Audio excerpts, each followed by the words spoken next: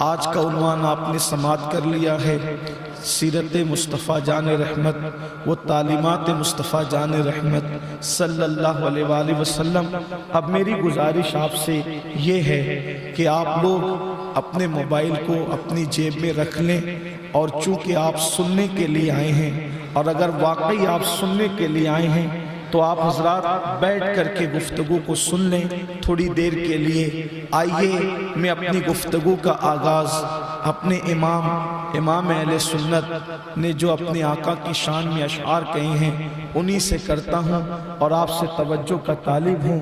امام سرکار کی بارگاہ میں یوں عرض کرتے ہیں، سرور کہوں کہ مالک و مولا کہوں تجھے، سرور کہوں کہ مالک و مولا کہوں تجھے، باغ خلیل کا گل زیبا کہوں تجھے، حرما نصیب ہوں تجھے امید گہ کہوں، حرما نصیب ہوں تجھے امید گہ کہوں، جانے مراد کانے تمنا کہوں تجھے۔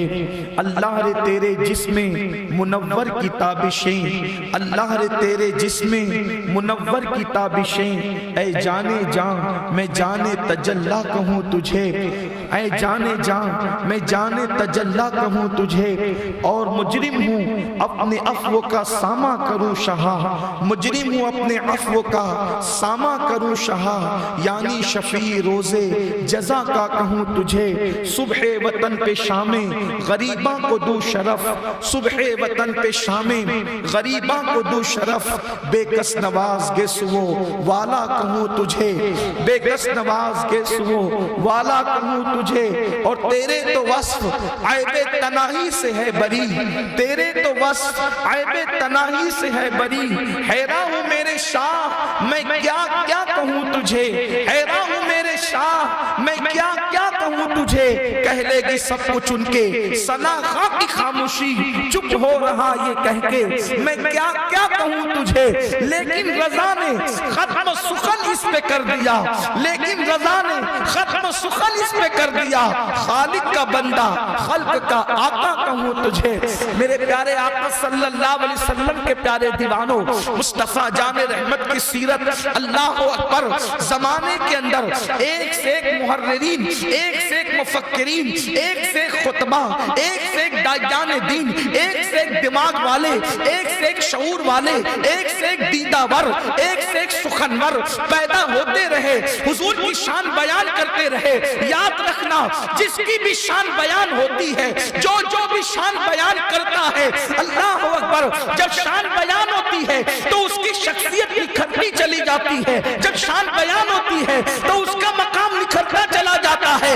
ایک تنہا ذات مصطفیٰ ہے کہ بیان کرنے والے ذات مصطفیٰ کو بلند نہیں کر پاتے، بیان کرنے والے ذات مصطفیٰ کو نکھار نہیں پاتے، بلکہ جو بیان کرتا ہے اس کا کلام نکھرتا چلا جاتا ہے، جو بیان کرتا ہے، بیان کرنے والا لوگوں کو اچھا لگنے لگتا ہے۔ اللہ اکبر، لوگ لکھتے رہیں گے، بلکہ اللہ اکبر سارے سمندروں کے پانی کو روشنائی بنا لیا جائے، سارے درختوں کی لکڑیوں کو قلم بنا لیا جائے، جن و انس سب کے ساری مخلوق مل کر، سارے فرشتے ملائکہ مل کر مصطفیٰ جان رحمت کی شان لکھتے رہے، قلم کھس جائیں گے، سمندروں کا پانی ختم ہو جائے گا، لکھنے والوں کے ہاتھ تھک جائیں گے، لیکن مصطفیٰ جان رحمت کی شان ختم نہیں ہو سکتی۔ نعرے تکبیر، اس لیے کہ نعرے رسالت، مسلک اعلیٰ حضرت علامہ سید امین القادری صاحب قبلہ زندہ باد زندہ باد۔ اس لیے کہ اس کی شان مکمل بیان ہو سکتی ہے لوگ جس کو مکمل جانتے ہیں، جس کو لوگ مکمل جانتے ہی نہیں ہیں۔ اس لیے کہ 1400 سال کے بعد پیدا ہونے والا انسان میرے نبی کی حقیقت کو کیا جان سکتا ہے؟ جو سب سے زیادہ میرے نبی کے ساتھ رہے اسے صدیق اکبر کہتے ہیں۔ غار میں ساتھ، گھر میں ساتھ، جنگ میں ساتھ، امن میں ساتھ، بچپنے میں ساتھ، سفر میں ساتھ، حضر میں ساتھ، سب جگہ ساتھ ساتھ رہے، حتیٰ کہ آج مزار میں بھی ساتھ ہے۔ لیکن اسی ابو بکر سے مخاطب ہو کر میرے نبی کہتے ہیں یا ابی بکر لم یعرفنی حقیقتاً غیر ربی، اے ابو بکر میری حقیقت کو میرے رب کے سوا کوئی نہیں جانتا۔ جب صدیق اکبر ان کو مکمل نہیں جانتے تو ہم لوگ کیسے مکمل جان سکتے ہیں؟ اور جب مکمل جان نہیں سکتے تو مکمل بیان کیسے کر سکتے ہیں؟ اسی لیے تو میرے امام کہتے ہیں اے رضا خود صاحب قرآن ہے مداح حضور، اے رضا خود صاحب قرآن ہے مداح حضور، تجھ سے کب ممکن ہے پھر مدحت رسول اللہ کی؟ غالب کو کسی نے کہا تھا غالب بڑے قادر الکلام شاعر ہو، بڑی بڑی غزلیں لکھتے ہو، کبھی نبی کی نعت بھی لکھو۔ پتہ نہیں غالب کیسا تھا، غالب کا کردار کیا تھا، اس سے مجھے کوئی بحث نہیں، لیکن غالب یہاں آنے کے بعد بڑی سچی سچی بات کر گیا۔ جب غالب کو کہا گیا نعت لکھو تو غالب 2 مصروں میں بات ختم کر دیتے ہیں اور کہتے ہیں غالب ثنائے خواجہ بیزدہ گزاشتیں، غالب ثنائے خواجہ بیزدہ گزاشتیں، آ ذات پاک مرتبہ دانے محمد است کہ غالب میں نبی کی نعت لکھوں۔ ارے نبی کی نعت وہ لکھے جو نبی کو مکمل جانتا ہے، میں نعت خدا کے سپرد کرتا ہوں اس لیے کہ اس سے زیادہ میرے نبی کی شان کو کوئی جان نہیں سکتا۔ زندہ باد نعرہ یہ اپنے نبی کا تکبیر، مقام ہے، یہ اپنے نبی کا مرتبہ ہے، یہ اپنے نبی کی شان ہے۔ کہنے والے کہہ گئے لا يمكن الثناء کما کان حقہ بعد از خدا بزرگ، تو یہ قصہ مختصر۔ کہنے والے کہہ گئے اللہ اکبر، کہتے ہیں اپنے نبی کی شان میں کہ یا رسول اللہ وَأَحْسَنُ مِنْكَ لَمْ تَرَقَّتُ عَيْنِي وَأَجْمَلُ مِنْكَ لَمْ تَلِدِ النِّسَاءُ خُلِقْتَ مُبَرَّأً مِنْ كُلِّ عَيْبٍ كَأَنَّكَ قَدْ خُلِقْتَ كَمَا تَشَاءُ۔ حسان ابن ثابت کہتے ہیں آقا آپ جیسا حسن والا میری آنکھوں نے دیکھا ہی نہیں، میری آنکھیں کیا دیکھتی، آپ جیسا حسن والا کسی ماں کی آگوش میں آیا ہی نہیں، اور آپ کو آپ کے اللہ نے ایسا بنایا گویا کأنکا جیسا، گویا جیسا آپ بننا چاہتے تھے، کأنکا جیسا آپ بننا چاہتے تھے، گویا جیسا آپ بننا چاہتے تھے۔ یہ صحابی کا عقیدہ ہے کہ نبی آنے کے بعد تو صاحب اختیار ہوتا ہی ہے، لیکن نبی آنے سے پہلے بھی یہ صاحب اختیار ایسے تھے کہ جیسا بننا چاہتے تھے قدرت نے ان کو ویسا بنایا، اور آپ کو اللہ نے ہر عیب سے پاک بنا کر پیدا فرمایا۔ صحابہ کرام کا عقیدہ یہ تو حضور کی شان بڑی عرفہ والا ہے، لیکن آج جو گفتگو کرنی ہے حضور کی سیرت پر، قرآن ان کی آمد اور ان کی سیرت کو یوں بیان کرتا ہے لَقَدْ جَاءَكُمْ رَسُولٌ، تمہارے پاس ایک رسول آیا عزت والا۔ لام کی تنوین عزت کا معنی دے رہی ہے اور یوں بیان کیا جا رہا ہے کہ تمہارے پاس عزت والا رسول آیا۔ بے شک سبحان اللہ چاہے تو وہ بندوں کو جس طرح چاہے بیان کرے، مگر قربان جب اللہ اپنے محبوب کی شان بیان کرتا ہے تو وہ اللہ ہو کر بھی عزت کے ساتھ ان کا ذکر کرتا ہے۔ اب ذرا آئیں، قرآن کہتا ہے تحقیق تمہارے پاس تم ہی میں ایک عزت والا رسول آیا۔ اب اس رسول کی عزت کیا ہے؟ تھوڑا توجہ کرے، دھیان دے، اس رسول کی عزت کیا ہے؟ کیا عزت ہے اس رسول کی؟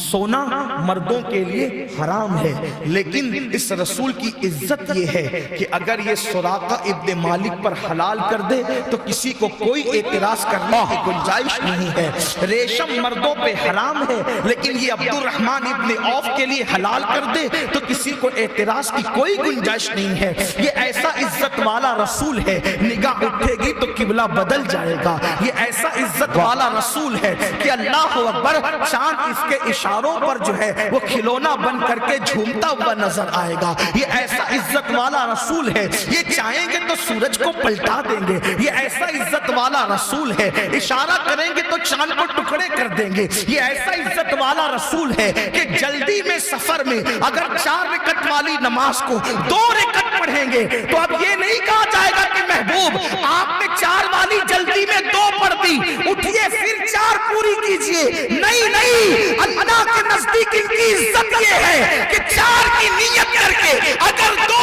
پڑھ دے تو قدرت کہے گی مجھے 4 اور 2 سے کیا لینا، مجھے تو تیری ادائیں پیاری ہے، آج کے بعد تو نے جو 2 پڑھی ہے سب کے لیے ہم 2 کرتے ہوئے نظر آتے ہیں۔ نعرے تکبیر، نعرے رسالت، مسلک اعلی حضرت آمد مصطفیٰ علامہ سید امین القادری صاحب قبلہ زندہ باد زندہ باد۔ سبحان اللہ۔ آج کل 1857 کے بعد پیدا ہونے والے اہل فکر کہتے ہیں نبی کو اختیار کیا ہو سکتا ہے؟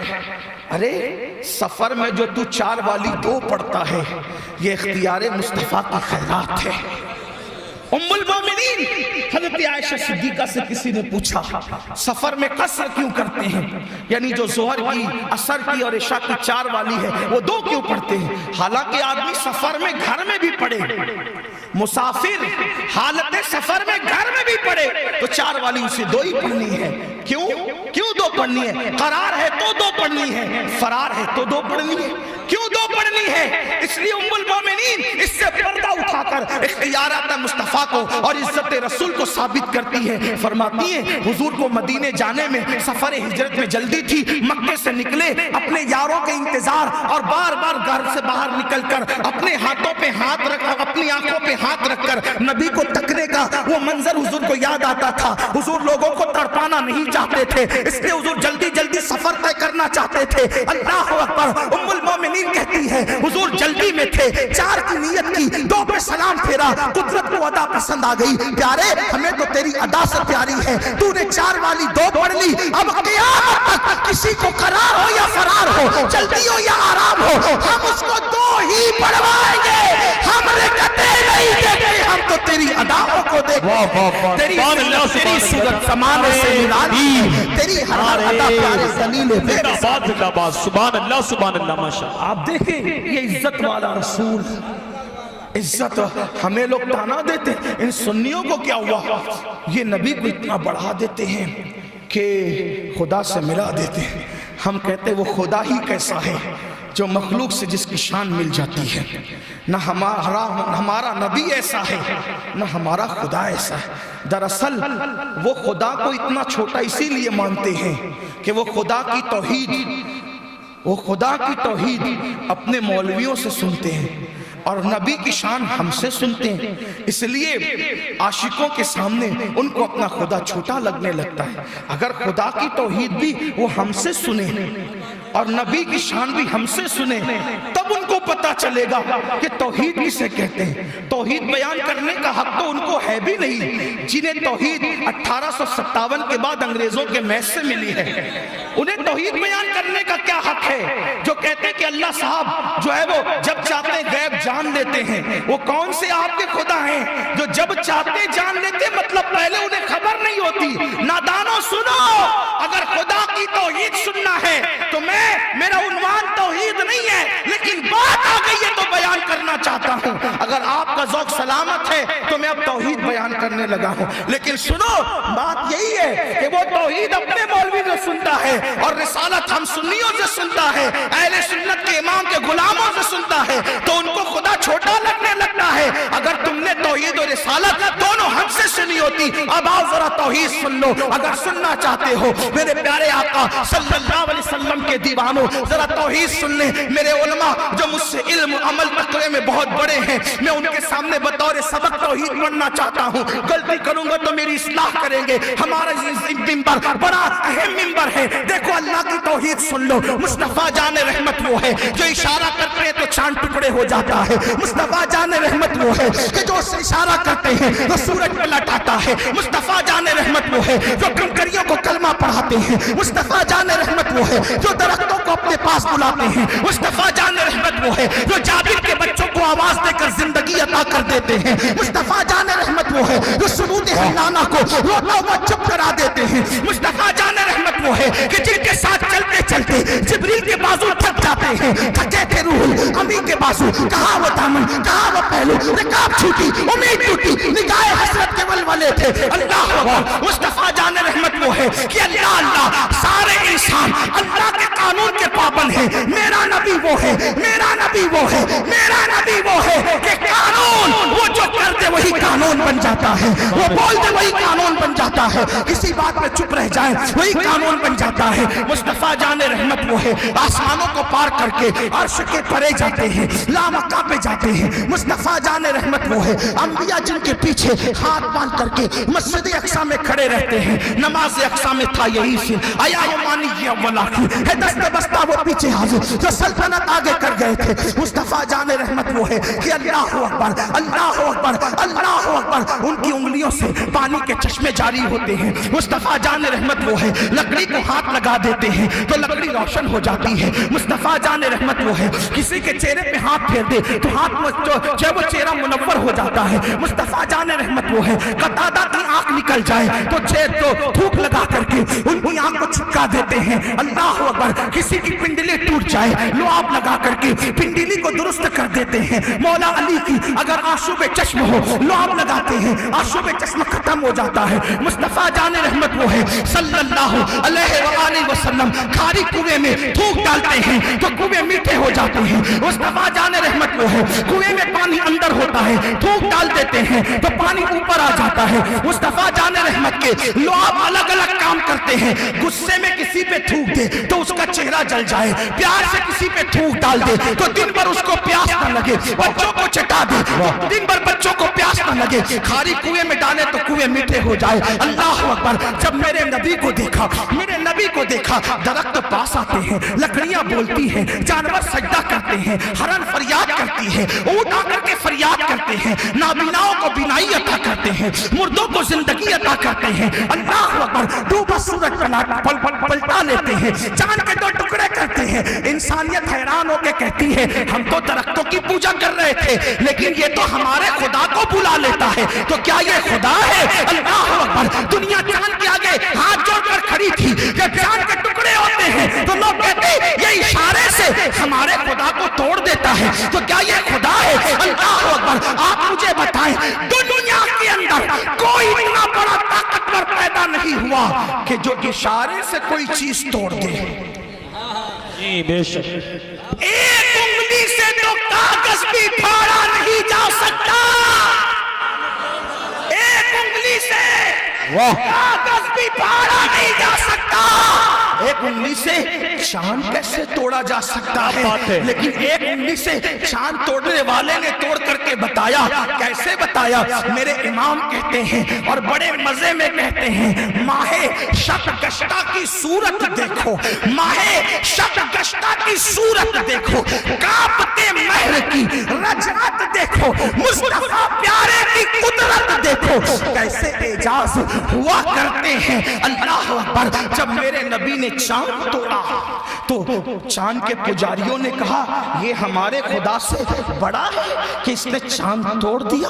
لیکن اللہ اللہ جسے دنیا نے رب اکبر کہا تھا, جب اس سورج کو پلٹایا تو لوگوں نے کہا یہ تو رب اکبر سے بھی بڑا ہے کہ سورج کو پلٹا دیا. لیکن دنیا اس محمد عربی کو صلی اللہ علیہ وسلم کو خداؤں کو پاش پاش کرنے والا, بہت زیادہ طاقتور, قوت والا, عزت والا خیال کر رہی تھی. لیکن جب بلال نے کہا اللہ اکبر اللہ اکبر, اشہد ان لا الہ الا اللہ, اشہد ان محمد رسول اللہ, حی علی الصلاۃ, حی علی الفلاح, اللہ اکبر, لا الہ الا اللہ, یعنی اذان دی. اذان دینے کے بعد اللہ کے بندے صف میں کھڑے ہو گئے. اسی وقت لوگوں نے دیکھا کہ جو چاند ٹکڑے کرتا ہے, جو سورج پلٹاتا ہے, وہ بھی آ کر کے کھڑا ہوا, اور آنے کے بعد بعد ادب سے کھڑا ہو کر جب اپنی پیشانی کو زمین پہ رکھا تو دنیا نے کہا جو چاند اور سورج توڑتا ہے اور چاند کو توڑ کے سورج کو پلٹاتا ہے ہم تو اسے خدا کہنے والے تھے، لیکن اس نے بھی اپنی پیشانی جب زمین پہ رکھ دی تو آج پتا چلا جب سجدہ کرنے والا اتنا عظیم ہے تو جس کا سجدہ کر رہا ہے اس خدا کی عزت و شان کا عالم کیا ہوگا، جس کا بندہ اتنا عظیم ہے اس خدا کی شان کا عالم کیا ہوگا۔ توحید اسے کہتے ہیں۔ نعرہ تکبیر، نعرہ رسالت، مسلک اعلیٰ، توحید اسے کہتے ہیں۔ دنیا غلطی میں خدا کہنا چاہتی تھی لیکن حضور نے پیشانی زمین پہ رکھ کر کے بتایا کہ جو جھک رہا ہے بندے کی یہ شان ہے کہ زندگیاں ختم ہوئی اور قلم ٹوٹ گئے، تیرے اوصاف کا ایک باب بھی پورا نہ ہو۔ یہ ہے توحید۔ یہ کیا توحید ہے کہ وہ جب چاہتا ہے غیب معلوم کر لے۔ آپ کے خدا کو غیب بھی نہیں پتا، ہمارا خدا تو وہ ہے جو کہتا ہے عالم الغیب والشہادہ، کہ وہ غیب بھی جانتا ہے شہادت بھی جانتا ہے، لیکن میرا عنوان وہ ہے۔ لوگ کہتے ہیں سنی کیوں بڑھا دیتے ہیں اتنا اپنے نبی کو کہ خدا سے، ہم کہتے ہیں ہم کیا بڑھائیں، وہ اتنے بڑے ہیں کہ ساری بڑائیاں ان کے قدموں میں ہے، وہ ایسے عزت والے ہیں کہ اللہ فرماتا ہے محبوب ہم تجھے اپنے عرش پہ بٹھائیں گے، مقام محمود عطا کریں گے۔ سبحان اللہ۔ اللہ کی کرسی پر جس کو جلوس کی سعادت عطا کی جائے گی، جس کے ہاتھ میں لواء الحمد ہوگا، سارے نبی جس کے پرچم کے تلے جمع ہوں گے، اور وہ نبی کہتے ہیں سارے انبیاء میرے پرچم کے نیچے ہوں گے۔ میں یہ بات کسی فخر سے نہیں کہتا، یا رسول اللہ آپ کیوں فخر کریں؟ جو پرچم کے نیچے آئے ان کے لیے فخر کی بات ہے کہ انہیں آپ کا پرچم نصیب ہو گیا۔ یہ اپنے نبی کی شان قرآن کہتے ہیں۔ تو میں عرض کرنا چاہتا ہوں ہم نبی کو شریک نہیں مانتے خدا کا، اس لیے کہ شریک ماننے میں کوئی فضیلت ہی نہیں ہے۔ ہم نبی کو خدا کا حبیب مانتے ہیں۔ شریک اور حبیب میں فرق کیا ہے؟ جو شریک ہوتا ہے اس سے جھگڑا ہوتا ہے، حبیب سے کبھی جھگڑا نہیں ہوتا۔ شریک کو انگلش میں کہتے ہیں پارٹنر۔ اب سمجھ میں آیا؟ پارٹنر سے جھگڑا ہوتا ہے، اس کے ساتھ حساب کتاب ہوتا ہے۔ مثال کے طور پہ میں نے 10 روپے رکھا تھا کپڑے کی قیمت، تو نے 9 میں بیچا کیوں؟ اس کا ذمہ دار کون؟ میں نے 10 رکھا تھا، تو نے 11 کی قیمت کیوں لگائی؟ کون خریدے گا؟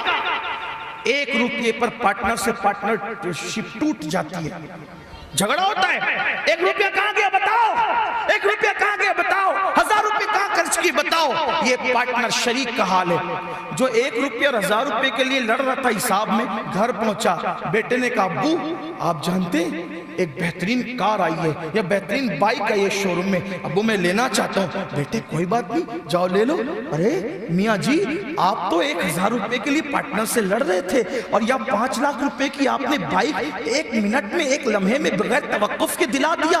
کہیں گے مولانا آپ کو شعور نہیں، وہ شریک تھا، یہ حبیب ہے۔ وہ شریک تھا، وہ شریک تھا، یہ حبیب ہے۔ حبیب کے ساتھ حساب نہیں ہوتا، حبیب کا تو منہ دیکھا جاتا ہے، جو تیری مرضی وہ میری مرضی۔ اب ہم نبی کو شریک مان کے بے وقوف ہیں، معاذ اللہ ایمان بھی کھو دے اور نبی کی شان بھی گھٹا دے، ہم شریک نہیں مانتے، ہم حبیب مانتے ہیں، اس لیے کہ اللہ اکبر، معاذ اللہ معاذ اللہ، نبی نے چاند توڑا، اگر شریک ہوتے تو قدرت کہتی میں نے بنایا، تو نے توڑا کیوں؟ لیکن وہ شریک نہیں حبیب ہے، توڑا تو قدرت کہتی ہے پیارے بنایا ہی اسی لیے تھا تاکہ تو آ کر کے توڑے گا اور اپنی شان بتائے۔ واہ واہ واہ، نعرہ تکبیر۔ ہم نے ڈبایا تو نے نکالا، سبحان اللہ سبحان اللہ۔